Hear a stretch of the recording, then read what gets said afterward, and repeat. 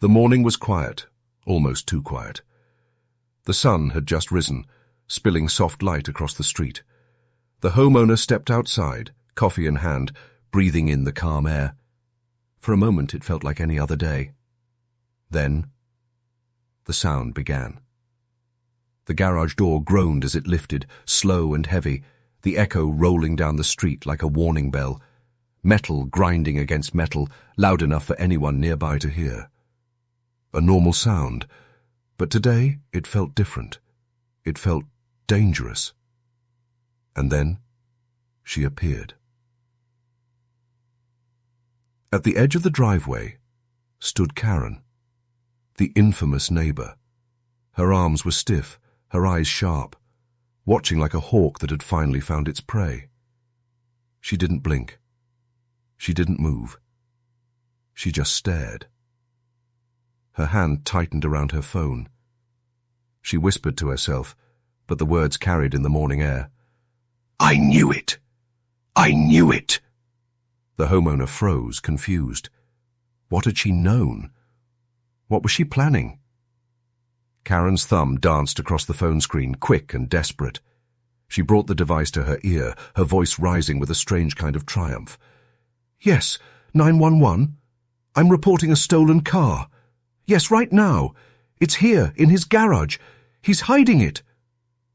The homeowner blinked in disbelief. Stolen car? The vehicle inside was his, bought years ago, paid in full. But to Karen, reality didn't matter. She had her story, and she was going to make it sound real. Her voice grew louder, shriller, carrying across the neighborhood like a siren before the sirens.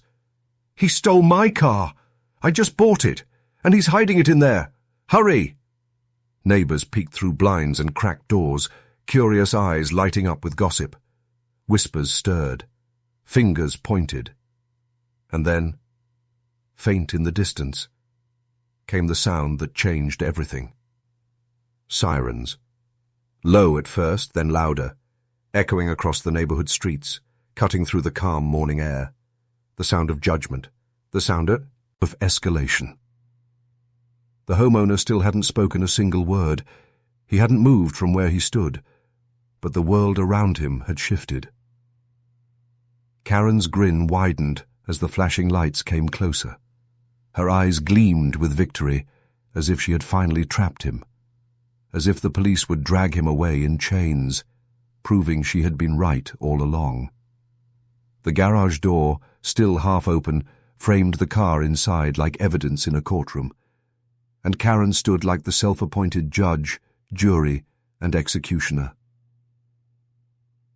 The homeowner's heart pounded, not with fear, but with disbelief. He asked himself the same questions the viewers now had burning in their minds. Why was she doing this? How far was she willing to go? And what would happen when the police arrived? The sirens grew louder, closer. The stage was set. The sirens drew closer, but Karen was already shouting before the police even arrived. "That's my car! That's my new car! He stole it!" Her voice ripped through the street like thunder. She pointed toward the half-open garage with shaking hands, her face twisted with anger and triumph. Her tone was sharp, every word fired like a weapon. Windows slid open, curtains shifted, doors cracked just enough for neighbors to peek out. One by one, curious faces appeared.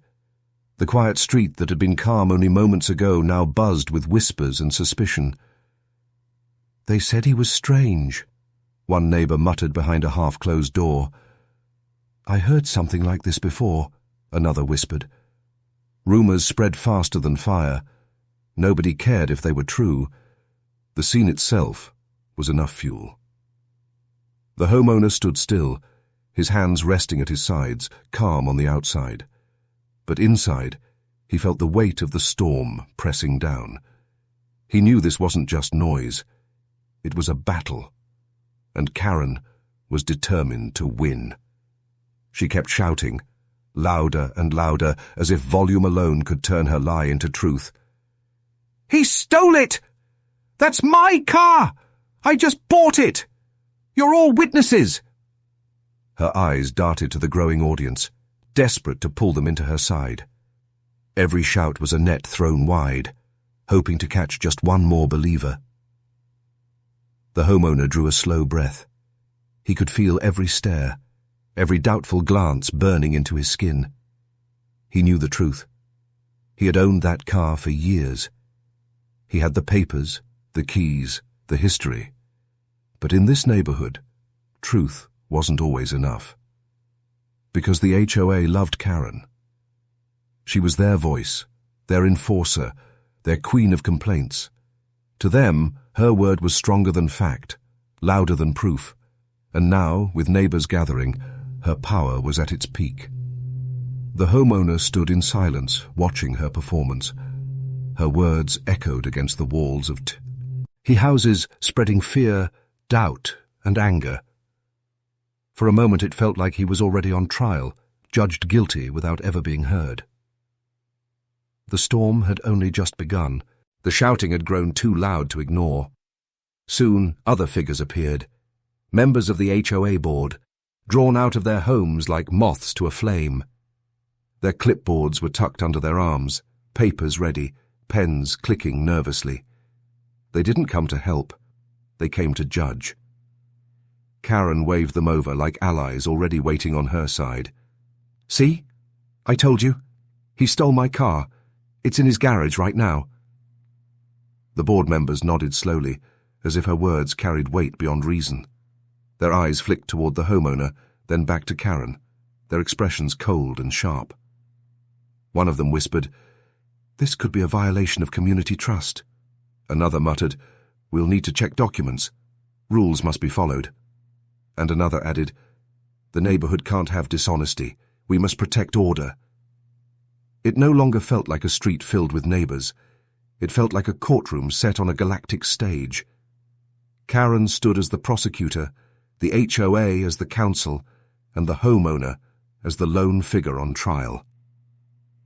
The neighbors around them leaned in closer, whispers weaving together into a low hum. No one spoke for him. No one defended him. The homeowner's jaw tightened. He could see it clearly now. This wasn't really about a car. It was about control, about the HOA's power, about Karen's influence, about the way lies could shape reality if spoken with enough force. Karen's finger pointed again, sharp as a blade. "Do your job. Hold him accountable. He's breaking the rules. Stealing, hiding, lying. What good is this HOA if you let him get away with it?" The board members nodded again, their faces grave, their voices hushed but heavy. "She has a point.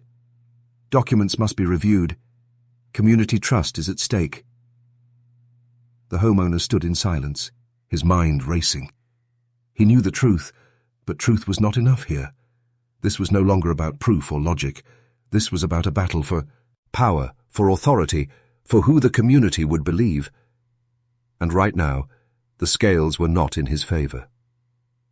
The trial had begun. The sound of sirens grew louder until the whole street seemed to shake with it. Then the flashing lights arrived, red and blue pouring across the houses, bouncing off windows, flooding the scene with urgency. 2 police cars rolled up, doors opening with a heavy slam. Officers stepped out, calm but alert, their eyes scanning the strange crowd gathered in the morning light. Karen's voice broke the silence first. She thrust her arm out like a commander ordering soldiers into battle.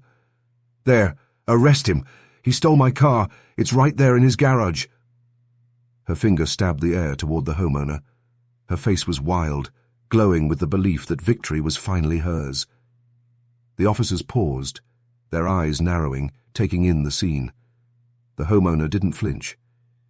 He stepped forward slowly, steady, unshaken by the storm around him. In his hands, he carried proof. He held out his car keys, the registration papers, even an old photo of himself standing proudly next to the same car years ago. His voice was calm, steady, almost too calm for the chaos swirling around him. "This is my car," he said simply. "I've owned it for years. Here's the proof." The officers studied the papers, their eyes moving back and forth. For a brief moment, the tension seemed ready to break, but then Karen's voice cut through again, louder than ever. "It's all fake!" she screamed. "Forged! He's lying! Don't you see what he's doing? He planned this! He's been hiding my car!" Her words carried desperation, but also power. The neighbors leaned forward, whispering. The HOA members nodded grimly, as if they could already see a crime where none existed. The officers glanced at one another, their faces unreadable. They had the documents in their hands, but the shouting, the accusations, the crowd, it made the truth hazy, hidden under noise and pressure. The air grew heavy. The homeowner stood toe, but even he could feel it. The outcome wasn't clear yet, not at all, and everyone waited to see which way the scales would tip. The officers stood in silence for a long moment, the weight of the scene pressing down on them. Finally, one of them stepped forward. His boots crunched against the pavement as he moved closer to the garage. "I'm going to check," he said firmly. The crowd shifted, neighbors holding their breath, the HOA board watching like judges waiting for a verdict. Karen's eyes blazed with confidence. She crossed her arms, already smiling, as if the officer's inspection would finally prove her right. The officer bent low, his flashlight sweeping over the car. He leaned in, reading carefully. His fingers traced the metal plate, his lips moving silently as he read the numbers. Then he pulled out the documents the homeowner had given him. The VIN number. A perfect match. The officer straightened slowly, holding the papers in his hand. His face was calm, unreadable, but his silence carried power. The whispers grew louder among the neighbors. Some leaned forward, others pulled back. The air was thick, heavy, like the final seconds before a battle begins. Karen's smile faltered for only a second, but she quickly recovered. She shouted before the officer could even speak. "The dealer made a mistake. That car was supposed to be mine. He cheated the system. He stole it from under me." Her words tumbled out wild and frantic, but still full of fire. She looked to the HOA, to the neighbors, begging for their nods, their belief, their loyalty. The officer looked at her carefully. His silence stretched, unbearable, like the pause before a starship unleashes its final strike in a galactic war. Everyone leaned closer, waiting for the words that would decide everything. Then he spoke. "Ma'am, stop lying." The words dropped like a hammer. The street froze. The crowd gasped, the sound sharp and sudden, echoing through the quiet morning. Karen's eyes went wide. For the first time, her power slipped. And everyone knew it. For a moment, silence held the street. The officer's words, "Ma'am, stop lying," still hung heavy in the air. Then Karen snapped, her face twisted red, her voice breaking into a scream. "No, no, you don't understand. They're all against me. The dealer, the HOA, even you." She pointed wildly at the officers, then at the neighbors, her arms flailing like a storm out of control. Gasps rippled through the crowd. Children were pulled back into doorways. Neighbors whispered, shaking their heads, no longer sure whether to pity her or fear her. Karen's words tumbled over each other, louder, faster. "He tricked everyone. He forged the papers. That's my car. Mine. You're blind if you don't see it." The HOA board members, once standing proudly by her side, began to shrink back. Their nods faded into nervous glances. No one wanted to be pulled into the firestorm. Still, Karen raged. She stomped her foot, her voice cracking. "This whole neighborhood is corrupt. You're all against me. I'll take you to court. I'll take everyone to court." Her shouting grew desperate, her body trembling. The power she once carried, the influence she held over the HOA, slipped through her hands like sand. Her voice no longer commanded. It begged, it pleaded, it broke apart. The officers moved closer, calm but firm, trying to contain her spiraling outburst. "Ma'am, "That's enough," one of them said. "You need to calm down." But Karen didn't calm. She screamed louder, her words no longer clear, just fragments of rage and fear. The neighbors, who once leaned forward to listen, now stepped back, closing doors and pulling curtains. The queen of the HOA was crumbling before their eyes, and the homeowner watched silently, his expression steady. He didn't need to speak. Karen was destroying herself. By the time the officers gently guided her away, her cries had turned into frantic muttering. Her once prose stance was gone, replaced by wild eyes and shaking hands. The street grew quiet again. The storm had burned itself out. But its scars would remain. The flashing lights dimmed as the officers led Karen away. Her voice, once loud enough to shake the neighborhood, had shrunk into broken mutters. "It's mine. That's my car. They'll see. They'll all see." The words faded as she disappeared into the back of the patrol car. The street, which had been alive with whispers and judgment, fell silent. Neighbors who had once leaned forward with eager eyes now looked away, ashamed of what they had witnessed. One by one, doors shut, curtains closed. The audience retreated, embarrassed to have been part of Karen's spectacle. The HOA board members, still holding their clipboards, stood awkwardly in the open. Their power had cracked. Their loyalty to Karen shattered in front of everyone. No words of defense came from them now. No talk of trust or rules. Their silence spoke louder than any policy. The homeowner turned back toward his garage. The car sat quietly inside, steady and unmoved by the chaos. With slow, steady hands, he pressed the button. The garage door rumbled down, closing over the scene like the curtain at the end of a play. The car was safe. The fight for now was over. The street grew still. The tension that had once wrapped around the air like chains now began to loosen. But in the silence, one truth echoed. Things would never be the same again. Neighbors who had once blindly trusted the HOA now carried doubt in their eyes. They had seen Karen fall, seen the lies crumble, seen the truth stand unbroken. And the homeowner knew. This moment had planted a seed that could grow into resistance, into change. He stood tall for a moment, watching the empty street, the fading lights, the quiet homes. He felt no need to shout, no need to gloat. He simply turned and walked back inside. Each step was calm, steady, powerful, as if he carried not just his own victory, but something larger, the quiet strength of humanity itself standing against chaos, against lies, against false power. Today, truth had won, and tomorrow, he would be ready for whatever came next.